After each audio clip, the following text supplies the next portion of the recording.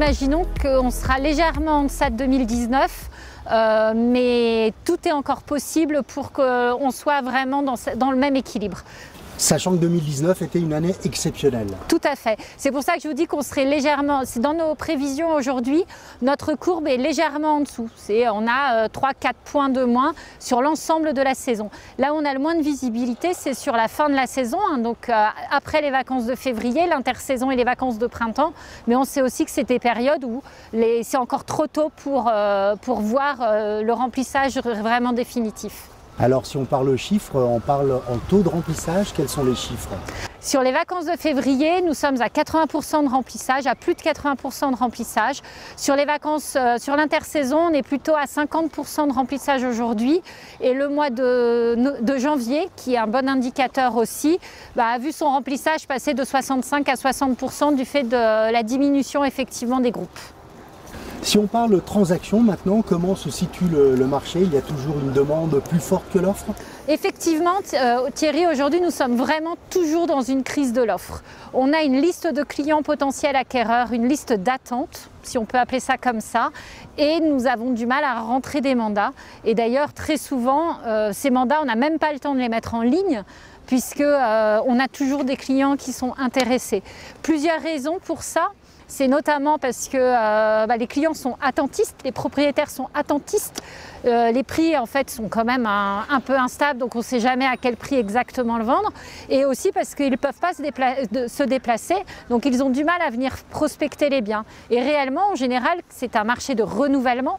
Donc nos clients propriétaires, ils sont aussi à la recherche d'un bien, d'un autre bien, souvent plus grand. Ils ne le trouvent pas, donc la raison pour laquelle ils ne mettent pas leur bien à l'offre. Vous me disiez que les propriétaires, comme c'est le cas ici par exemple à Méribel, qui ne louaient pas leurs biens, le louent désormais aujourd'hui. On a de plus en plus de propriétaires qui investissent dans l'immobilier et qui vont, pendant les semaines où ils ne vont pas l'occuper, le mettre en location. C'est vraiment une évolution des mentalités. Ça permet aussi d'accompagner les politiques des communes qui veulent de moins en moins de lits froids. Et l'intérêt pour les propriétaires de faire appel aux agences immobilières, c'est qu'ils ont la flexibilité tous les ans de choisir le nombre de semaines qu'ils veulent occuper à titre privé et les semaines exactes qu'ils souhaitent bloquer pour eux. Et le reste du temps, les agences sont à leur disposition pour gérer la mise en location et la gestion des locataires. Si on parle chiffres côté transaction, quel est le prix du mètre carré, le budget moyen ici en station? Alors évidemment, le prix du mètre carré en station, selon les stations, ça va varier de 4 000 à 13 000 euros. Donc 13 000 euros, on va se retrouver sur des stations comme Val d'Isère par exemple. À Méribel, on est plutôt à 8 000 euros le mètre carré sur le marché de l'ancien. Le marché du neuf, il faut imaginer qu'on est entre 20 et 40% plus cher que l'ancien. Donc voilà, donc selon les stations, le prix va évoluer. Le panier moyen, c'est vrai que sur des stations comme Méribel aujourd'hui, on a une forte demande de grands appartements et de chalets. Donc le panier moyen, il est plutôt très élevé. Mais on a aussi des secteurs comme Motaret par exemple, où on est sur des prix un petit peu moins élevés. Quels sont les clients qui peuvent s'offrir ce type de bien? Est-ce que ce sont des Français, des étrangers et lesquels? Les clients qui viennent, qui souhaitent investir en station, déjà ça va dépendre de la station et du panier moyen.